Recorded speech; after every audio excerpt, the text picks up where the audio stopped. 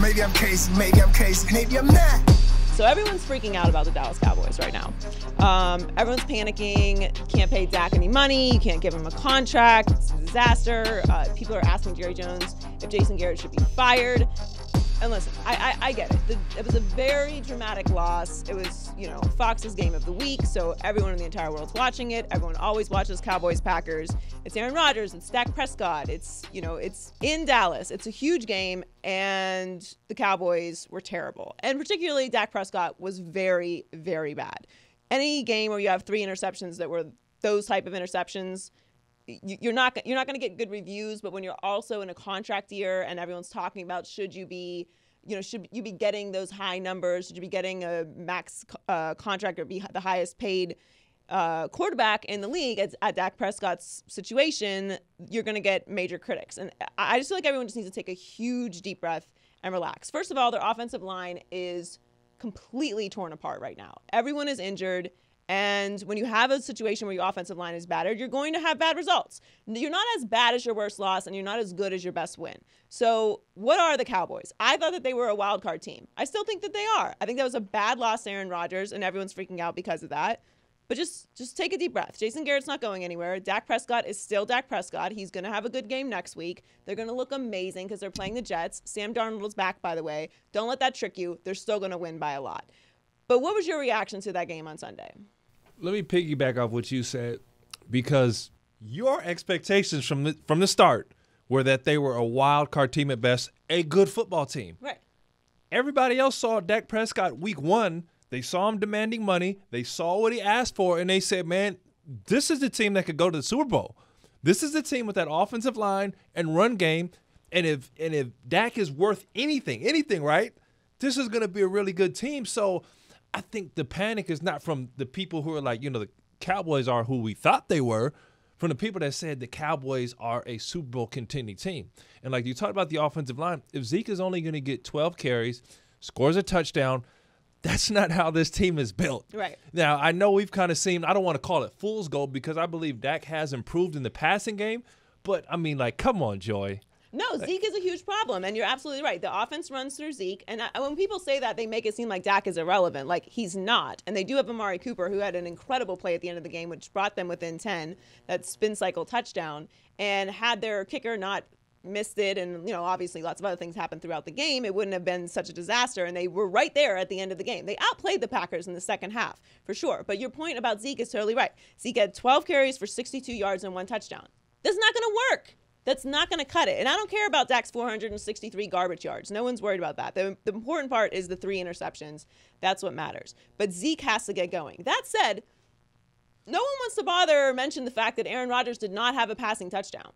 You think Aaron Jones is going to have 4 touchdowns in every single game? I don't know if you saw I tweeted about that. I didn't see it. Oh, I did. I tweeted about that, and I said, well, then I take it back. I said, no, for real. I was like, I never thought I'd see the day where Aaron Rodgers doesn't have a passing touchdown and the Green Bay Packers are successful. Yeah. And not just successful, like big time successful, because like they have Monday a running night game and a defense now. And that's right. You're totally right about that. Like everyone's ignoring the fact that and not that Aaron Rodgers had a bad game. He did it. He was tremendous. The fact that he didn't need to throw a passing touchdown for them to win that game speaks to how good they are this year. Does it okay, and I know we'll probably get to this later. I don't know if I'm getting the games out of place. Is it fool's gold or not to you that they win without him throwing a passing touchdown? Does that say more about their defense in the run game, or does it say that they're struggling at the wide receiver court? Well, yeah. I mean, that was Devontae Adams was out, so we knew that was going to be an issue going into the game anyway. So I don't think that they're struggling. They didn't have their top receiver, so that kind of all adds up. Overall, they're a great team. They have a great defense now this year, finally, which I don't know why that was ever the strategy to not have a good defense, but it literally was their plan. Like we're just not going to care about Aaron defense. Rodgers has been so amazing. Who needs that other side? You only need it if you want to win a Super Bowl. That's the only time you need it. And their running game is great. But that said, I don't think. Listen, Aaron Jones is incredible. He's not going to have that game every single week. So just temper your expectations a little bit when it comes to that. They are a great team. Devontae Adams was out. Overall, everyone needs to just mellow a little bit on the Packers. They are good, but come down just a tiny little bit. Don't get too excited. And mellow a little bit on the Cowboys. It's not the end of the world. Everyone always comes for Dak. And I get it. Dak had a terrible game. But Zeke did not have a good game. They did not get the running game going whatsoever, and they have to do that. That's how you do that. And the best way to beat Aaron Rodgers is to not let Aaron Rodgers be on the field. Keep him off the field. But you have to run the ball. You know what, Joy? I think it's a little bit of both. Because at the same time, we're going to say the Cowboys aren't that great. You got to understand they're in a very poor division. Redskins, Giants. I mean, Eagles are their only competition. If they mess around and split right there, they're right in the thick of things. So just by default, they're going to be there. But does that tell you that they're good? They're that good? Because if you're matching up with the Green Bays, the Saints, the New Englands, do you still put them there? Well, I did pick them to go to the Super Bowl. So the Cowboys? I did pick them to go to the Super Bowl. No, I'm not upset. I'm not gonna be upset. All right, look, I got to keep it real. Part of me picking them to go to the Super Bowl is because I mostly want them to be in the Super Bowl because Fox has the Super Bowl this year and I'm a company woman. And listen, if it's the Cowboys and Chiefs in the Super Bowl, it's the greatest Super Bowl of all time. So the ratings are going to be bigger than anything that's ever been put on your television set in the history of planet Earth and electricity. So that's mostly the reason why I picked them. So this had nothing to do with the Saints? No, I thought the Saints were going to be good this year. I picked them to win the division. Nothing to do with Green Bay? I picked Green Bay to win the division and Aaron Rodgers to win MVP this year. We're talking about Super Bowl. Oh, yeah. I mean, look, I don't get crazy about my picks unless I get them right. If I get them wrong, it never happened. If I get them right, then I brag. That's how it works. Speaking of picks, I absolutely crushed my picks against the spread this week.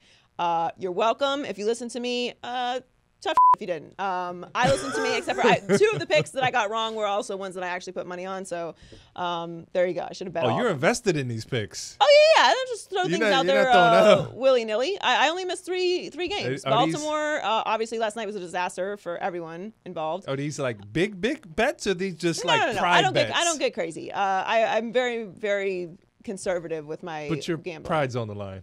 Well, my picks, yes. Okay. Because people do actually put money down based off of what people put out there as their picks. Yeah. So yes, I'm very proud of my picks. So you're fine with. We'll see how it goes next week before I start bragging crazy. But I had an amazing week. All right, so let's get to Shakegate. All right, so Richard Sherman came out after last night's ass kicking of the Browns.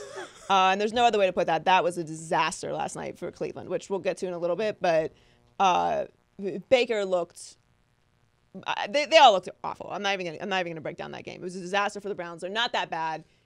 They're going to play Seattle next week, much better than they did. I don't know if they're going to beat Seattle because Seattle is playing incredible, but it's not going to be a blowout. So don't get caught up in that. But San Francisco is amazing. Anyway, Richard Sherman, after the game, everyone was coming for Baker, right? Like Bosa had the big celebration, which was hilarious and very petty, so I appreciated it. No problem with that whatsoever. I mean, if you're gonna talk shit, you gotta be able to take it and back it up, and you gotta be able to take it when somebody comes for you. So weirdly, Richard Sherman comes out with this very strong statement. He said, "What's amazing and annoying was him, Baker, not shaking hands at the beginning. That's some college shit. It's ridiculous. We're all trying to get psyched up, but shaking hands with your opponent, that's NFL etiquette. And when you pull Bush League stuff, that's disrespectful to the game. And believe me, that's going to get us fired up." Now, that is a strong statement. He did not mince words there, all right? Mostly with the college shit, ridiculous, NFL etiquette, Bush League, disrespectful. Those are all what we like to call trigger words. So that's what he said happened. So everyone is, of course, like, no one's on Baker's side on that. Like, you got to shake hands. You're a professional. I mean, it's not cool. Like, you have to shake hands at the beginning of the game. I thought this was a little weird to begin with because, like, what? He didn't shake hands. True. I mean, it's the middle of the field. Like, I feel like he would have noticed that immediately. And of course, everyone harkens back to the Kansas game when the Kansas kids did not shake Baker's hands at the beginning of the game, and then he proceeded to open a can of whoop ass on them. So, which we all didn't care about because, I mean, you can't do that to Baker Mayfield, not in college. Now, professionals have to shake hands. So, of course, the good old internets, they got to it, right? Because the internet don't miss shit. Every time you watch the video. I watched it like 40 times. Me too. And I'm like, I was like, did I miss people something? are saying, I'm like, literally like this in between the breaks of the herd trying to see, like, what am I not seeing here? Because he's clearly shaking his hand. Like, Richard Sherman can't be that crazy that he is just saying that Baker didn't shake his hand, and he clearly shook his hand. I mean, we're all watching the same thing. There's thousands of cameras. It's the middle of the field. Monday Night Football. I mean, come on. Someone's noticed this. So I'm lost. I'm like, we need answers, right? So Richard Sherman then comes out. I gotta get his tweet response. So he's tweeted since then. He said, people are freaking out over a handshake. Gave me a good laugh. I will lose no sleep over it. And I've moved on to the next opponent. Okay. Whatever that means. I mean, that's really kind of dismissing something like a tire fire that you started. Basically, he's just saying that like we're making a big deal out of it. Like the media is making a big deal out of it. It's not a big deal. Here's the problem. You're the one that said it happened. And it's not like you were like, I didn't really appreciate the way he acted before the game. That's kind of ambiguous. You know what I mean? Like you can feel vibes or disrespect from someone, and that can be interpreted however you want to feel. Like, believe me, I have wrestling bitch face. People think I'm mad at them all the time. Most of the time I am. But sometimes I'm just living my life, and I can't help that. But that's not what he said. He said some very serious, disrespectful etiquette. Bush League. Bush League. Like, you call someone Bush League, you mean that shit. So College, he's backing off. Right, right. He's backing off on it now. Well, then, of course, the internet's found the other video, and the other video explains it. So after the referee has flipped the coin for the coin toss, announced whoever won the coin toss, Baker then runs off. He doesn't shake hands a second time. So that's where the alleged disrespect happens. Now, here's my problem. You know, Richard Sherman knows the power of his words. Okay, so if he says something like yes, that, he does. He knows how. It's not even just the media. Like everyone always blames the media. Like, oh, it's the media. It's the media. Like it's also Twitter, dude, where millions of people exist and share their opinions. They're going to react too, and the media reacts to what people are talking about. So it's not just like. I mean, listen, we're media, we're nerds, okay? I get it. Like, I'm fully embracing that. I'm not trying to act like I'm anything other than that. But, like, there's also fans who care about what you're saying. Mm-hmm. Like, Browns fans certainly care if you're accusing Baker of being Bush League. 49ers fans probably care because they feel like, why are you disrespecting it? So I liked it, though. I'm a Niner fan. So even if he hadn't shaken Richard Sherman's hand, you wouldn't have had a problem with that. I liked it either way. I liked it either way. Look, Joy, I take it. There's two takeaways I take from this. First one I take away, the 49ers are for real. Yeah, they are. They're serious. I don't just say that from their play on the field. You got Richard Sherman talking trash. Think about the Legion of Boom. Think about when they were great. This guy would go on absolute rants. He would stir stuff up. He would talk trash. Most infamously, talking crazy to Crabtree. What do you call him? A subpar receiver or whatever. Sorry ass, I believe. That's the phrase he used. Yeah, that's what he said. Sorry ass is like an old man insult. But he is in, like, I don't want to call him an irritant, but, like, this is what tells me, like, the 49ers are serious, that he feels confident enough, like, he's back from his injury. He's got these young boys around him playing good football, and he's ready to let the dogs loose. You didn't hear that trash talk before, but it was like, yo, we just put hands on the Browns. Like, fellas, like, we here. You talked about Bosa getting all excited and getting into the petty club. Yeah, they got their swagger back. Yeah, the swagger's back. So I'm all in. Secondly, versus the NBA, we don't always shake hands at center court. Like, you're coming out in the starting lineup. You don't have to do that. So sometimes we come out and do it. Sometimes we don't. It's nothing personal. Yeah, it's more about, I feel like in the NBA, it's more like tip-off is more about relationships. Like if you know somebody, then you might like say hello. Otherwise, you just line up ready to go. And sometimes I'm ready to go. Like the guy across from me, like I'm not shaking your hand. Right. Like I might give you a nod. Like we give like one of these. Right. Joy, you can reach me. Don't leave me hanging, Joy. Like you get one of those. But there is an element in football that I understand.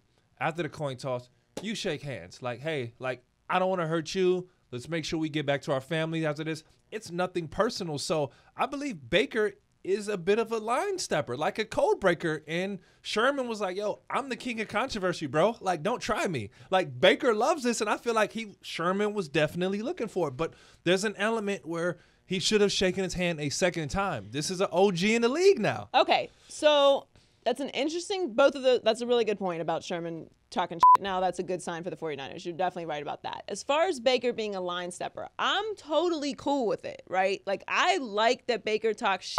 I like that he is wild. I like his whole personality and energy and swag. Like, I'm cool with it. But you also have to be winning when you do it. So there's that whole side of it that needs to start happening. And like, I know Browns fans think I hate them. I don't. I just hate your city. I'm from Pittsburgh. It's just how we get down. Like, you can get me mad about it if you want to. I thought Baker should have been starting from the beginning. I like Baker. I'm a huge Baker supporter. Check the receipts. But this is kind of one of those spaces where I got to be on Baker's side, because while I feel you, Richard Sherman is an OG, and like he's standing there, and there's kind of like a mutual respect because it's a violent sport. You don't got to shake hands twice. Like we know who, like, you shook hands, like, did the coin toss, like, let's go. What does he got to do? He doesn't have to kiss Richard Sherman's ass. Like, it's time to play the game. So this would not be a big deal to anyone at all. Like, I know Richard Sherman's trying to like kind of back off on it now because it's so silly, but it wouldn't be a big deal if Richard Sherman hadn't come out so forcefully. Like, all he had to say was, I appreciate how Baker acted at the beginning of the game, and we whooped that ass. Like, keep it moving. Now we're on to the next game. Now we're all on Richard Sherman's side. But when you come out with something like, he didn't shake your hand, and everyone's like, wait, what? How did we not see that? Like, we were all watching the same game, right? Like, we all watched the coin toss. Well, how did that happen? How do we miss that? Then it's like you create this unnecessary controversy. So I'm with you. There's some element of like respect there, but also when you watch the video and it's like, all right, cool, we know he's like, let's go. Let me ask you this though, Joy. Do you want your quarterback stirring the controversy? And the Browns are in a position. See, it was before when the Browns were horrible. Right. They needed something to rally around. Yeah. Cool. And my question going into the season, and I'm going to throw it to you, was, is it still good for Baker to be the same Baker? Like, he always needs he's got a chip on his shoulder. He's a small guy, the walk on at one time. Like, is that good for a Super Bowl team? I think that, well, they're not a Super Bowl team. So some people had them projected. Those people were silly, and we chose to allow them to have their time and their silliness, but we weren't taking them seriously. Okay, I picked the Browns to get to the wild card. Okay, so we'll say a playoff team. This is supposed to be a good team. They're a playoff team. Get the wild card spot, which may actually happen because that division is wide open, which we'll get to in a second. But the point is, Baker can only be Baker. So to expect him to be something else is just going to wear on it. This is clearly his personality. So to ask him to be this like buttoned up square is not going to work. Like, he's going to be too focused on being a square and not focused on playing football. And that, like, when you picked him, you knew what he was. Like, we all saw that police tape, worst tape he's ever put out. Okay, I mean, it's bad first step. You should have known he was not going to get it. I mean, you can't get away from that cop. How are you going to get away from Nick Bosa? I mean, come on. Like, let's just be serious now. All right, dude's like, you gotta. I mean, I do not advocate for running from police, by the way. Anyway, the point is that Baker can only be Baker, and I do think he's perfect for Cleveland. Because that's Cleveland's whole thing. Like, the whole world is against us. Cleveland versus everyone. When they don't realize, like, no one spends any time thinking about Cleveland. But that is the Cleveland mantra. You are really from Pittsburgh. I am. But what I'm saying is true, though. Like, how much time today have you spent thinking about Cleveland? None. Oh, God. You've spent time thinking about L.A. Oh, I've spent a little time thinking about Miami today. None of those cities included Cleveland. So the point is, that's Cleveland's mantra. Like, they like having this chip on the shoulder guy. They like having a guy that backs them up. That's like, this is my city. This is my team. So I think that's good for them. Like you said, they needed someone to rally around. I don't think Baker should be anybody other than Baker. I like Baker the way he is. I like the swag. I like the talking shit. And I think more players are going to enter the league like Baker rather than Andrew Luck. Like, everyone has their own personality, but everyone's got a brand now. Everyone has to back themselves up on Twitter. It's express yourself. Right. It's a whole different world. So I think we're going to see more of this personality than the traditional quiet quarterback to begin with. Let me throw this to you. So as a young player in the league, I was more of a Baker type of personality player. And I say that where my emotions ruled who I was, and I would have certain games where I would be riding on cloud nine and I have a great game. And then if my emotions weren't there, or my why or my motivation wasn't there, I would have a poor game. And obviously NBA is different because there's 82 different games to play, and my position is far different from Baker Mayfield, obviously playing center versus playing point guard. Everything, though, like I'm saying, was emotion driven. What's my motivation? When I was a younger guy, it was, this team didn't draft me. I'm better than this guy. He's not better than me. I had something to prove every single night. In years 2, 3, 4, and 5, I didn't have that same motivation, and a lot of my plays started to deteriorate and lack. I'll never forget when I had the opportunity to play with Kevin Garnett, because from far, Kevin Garnett's an absolute maniac, right? Like he's crazy. So when I talked to him and I sat down, I said, well, KG, How are you emotionally charged for every game? How do you balance that? You're always turned up, aren't you? He said, don't know how relaxed I am? He said, everything that I do on the court, whether it be antics, whether it be, defending somebody, bumping somebody a little extra, there's a method to his madness. He said, check me out in the timeouts. I said, okay. He said, you don't see what I do? I said, nah, KG, what is it? He said, after the timeouts or the coaches talks, he just sits there, takes a deep breath, and he's seeing whatever he needs to do, almost like meditating during the game. I start looking, I saw him doing that. So you have to find a way to balance your emotions. Baker Mayfield isn't to that Kevin Garnett, Richard Sherman state where he balances his emotions. Right. Because when we call Richard Sherman an OG, he's talking, he's doing this, and once he has you out of your element, he backs off. Right. And then when I learned that from Kevin Garnett, I would take that into games as a role player, as a defender, to say, if I'm guarding Dwight Howard, I get a big offensive foul on Dwight Howard. Dwight Howard's frustrated. Chris Paul is going to be the best Chris Paul he can be. Blake Griffin's going to ball out. Now those guys don't have to worry. If I'm, setting big screens or blocking shots and Paul Pierce is running off of screens, he can be the best he needs to be.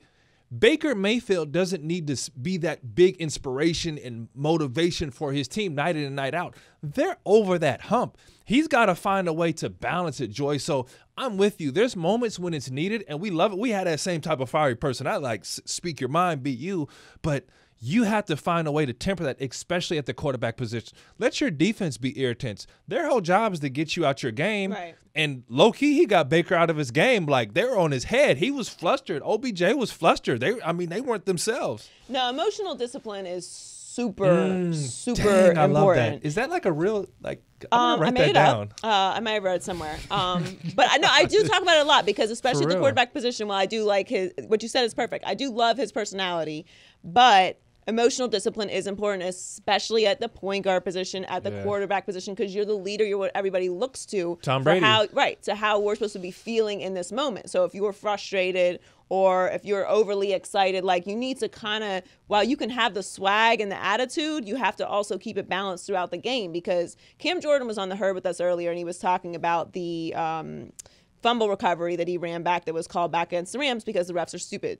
So Colin asked him, he was like, you were over it. Like the next play, it looked like you were just like, you were cool about it. And he was like, you have to have a short memory, which is what we talk about all the time. But it's really just emotional discipline. Like there's highs and lows throughout the game. There's highs and lows throughout the season. And if you're the leader, you got to be under control in that. And I don't want to hold that against Baker because he is still only in his second year. True. So he has learning and developing on the mental side of the game also. So the Browns are eventually going to get where they need to be if they get all the pieces in place. I just don't think everyone needs to react too crazy to that game, as bad as it was, but it's more of the bigger takeaway from that game is not the Browns. It's like you said, the 49ers are for real. Yes. And I completely underestimated them this year.